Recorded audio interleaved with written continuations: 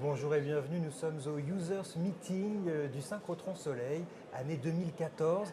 Ce sont des rencontres qui ont lieu chaque année pour faire connaissance un petit peu, pour que les utilisateurs de cet instrument gigantesque qu'est le Synchrotron Soleil se rencontrent, fassent part de leur expérience. Alors nous allons rencontrer différents utilisateurs de ce synchrotron et on commence avec un sujet particulièrement intéressant et alléchant puisqu'on va être aux confins entre l'art et la science avec vous, Anne-Solène Lehaut. Vous êtes physico-chimiste, ingénieure de recherche au ministère de la Culture et de la Communication et vous travaillez dans le Centre de recherche et de restauration des musées de France, le C2RMF.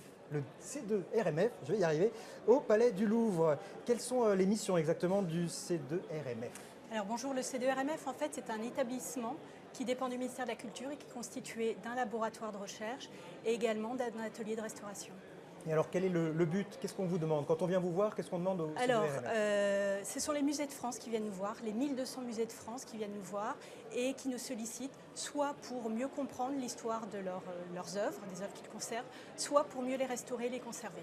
C'est un peu les experts, mais version artistique. Version patrimoine culturel, voilà, tout à fait. On essaye à l'aide d'analyses très scientifiques, très poussées, d'aller essayer de faire parler les œuvres. Tout à fait. Alors, et des fois, vous faites appel au synchrotron pour vous aider dans vos investigations.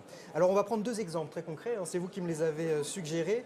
L'étude de lacs asiatiques. Alors, qu'est-ce que sont ces lacs asiatiques? Alors, les lacs asiatiques, en fait, ce sont des objets qui ont été réalisés en Asie depuis le néolithique et qui sont destinés en fait à donner un aspect de brillance aux objets.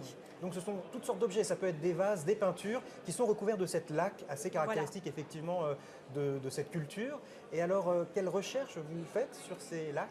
Alors la laque, c'est à la fois le matériau, c'est une résine végétale qui est extraite en Asie et c'est également l'objet finalisé, donc c'est ce qu'on appelle la laque. Alors nous, ce qui nous intéresse sur ces objets laqués, c'est de pouvoir déterminer leur provenance géographique. D'où viennent-elles? De quel pays d'Asie? S'agit-il de laques chinoises, de laques japonaises, de laques thaïlandaises ou cambodgiennes? Et ça nous permet également de comprendre s'il s'agit de véritables lacs asiatiques ou s'il s'agit de lacs d'imitation objets qui ont été réalisés en Europe plus tardivement.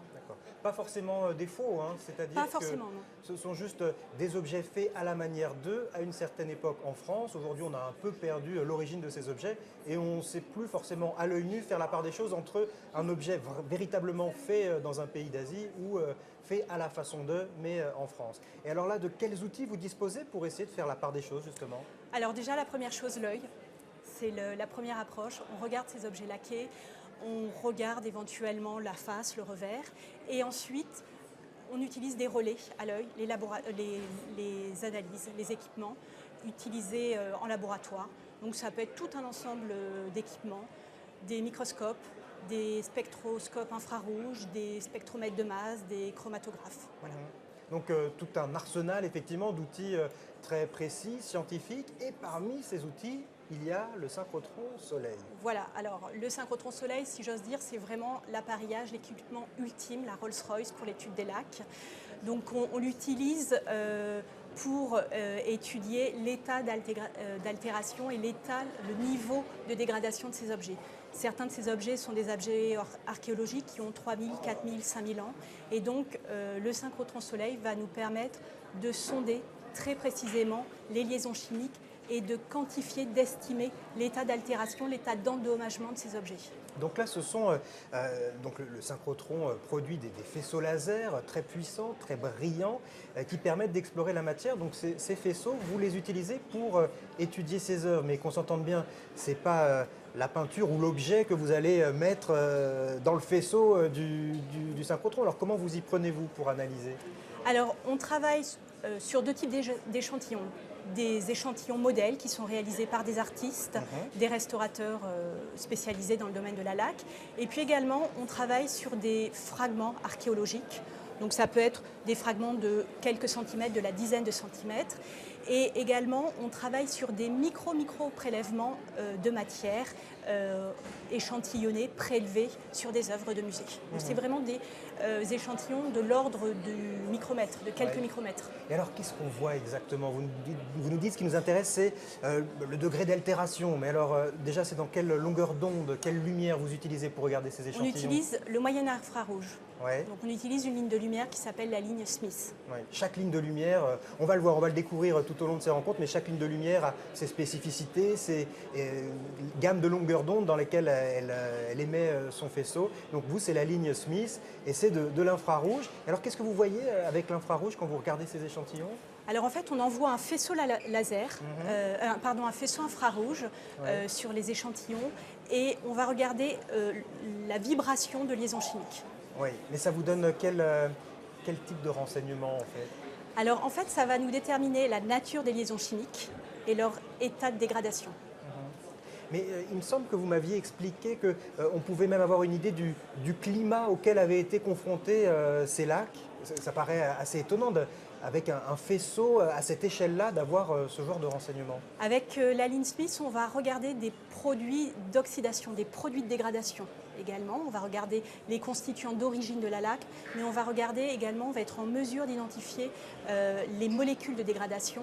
Et ces molécules de dégradation vont nous permettre de reconstituer ou du moins d'avoir des informations indirectes sur le climat et sur notamment l'humidité, l'exposition à la lumière qu'ont subi ces objets. Donc on pourra dire si cet objet a effectivement été exposé à un climat typique d'un pays ou d'un autre. Donc ça permet déjà de localiser l'objet géographiquement. Alors la localisation géographique, elle se fait à partir d'autres techniques que le synchrotron soleil. Donc on utilise préalablement au synchrotron soleil. Et là, le synchrotron soleil, c'est vraiment pour la partie dégradation.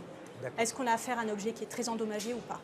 Et s'il est très endommagé, que fait-on? Alors d'ailleurs, une fois qu'on a vu ça, qu'est-ce que vous faites justement? Qu'est-ce que vous tirez de ces informations? Alors, une fois qu'on a ces informations sur la quantification de l'état de dégradation, on travaille avec des restaurateurs et des historiens d'art pour déterminer, pour mettre en place des protocoles d'intervention et de traitement de ces objets. Oui, c'est ça. Hein. Le but ultime, c'est de rénover, restaurer et conserver le mieux possible ces objets qui sont parfois millénaires, vous nous l'avez dit. Ça, c'était un premier exemple. Il y en a un deuxième, c'est sur la pigmentation de certaines peintures. Expliquez-nous. Oui, alors nous avons travaillé avec plusieurs collègues également sur des peintures de la fin du Moyen-Âge et de la Renaissance qui sont constitués de pigments verts qu'on appelle des acétates de cuivre. Alors c'est des pigments verts qui sont fameux, qui ont été utilisés par de grands peintres comme Vinci, Raphaël et qui malheureusement peuvent s'altérer.